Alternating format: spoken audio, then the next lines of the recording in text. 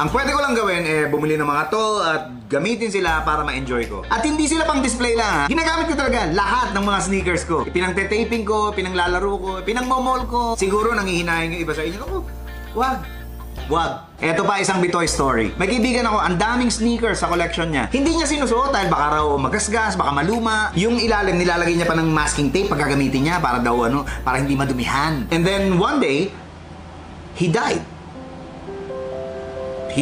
Ang daming sapatos sa koleksyon niya na hindi niya man lang naisuot. Hindi man lang nailabas ng box. Yung mga millennials ngayon, madalas sabihin yung YOLO. You only live once. Totoo yun. Pag bumili ka ng damit, suot mo. Pag bumili ka ng alahas, gamitin mo. Pag bumili ka ng laruan, di paglaruan mo. Buksan mo, tanggalin mo dun sa kahon. Gamitin nyo hanggang maluma. Kung hindi may iwasan, gamitin nyo hanggang masira. Para dun talaga mga material na bagay Yun talaga ang kapalaran nila. Kahit anong ingat mo, nasisira, naluluma. Yung dyaryo nga today, di ba? Kahit di mo hawakan, kahit ibalot mo ng plastic. Kinabukasan lang pag may nanghiram sa'yo, masisigawan ka pa. Sira ka ba?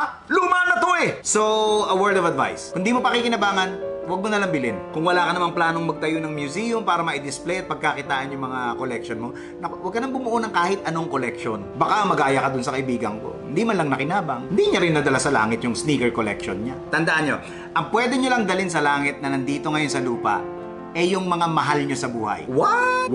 Paano yun? Let me explain.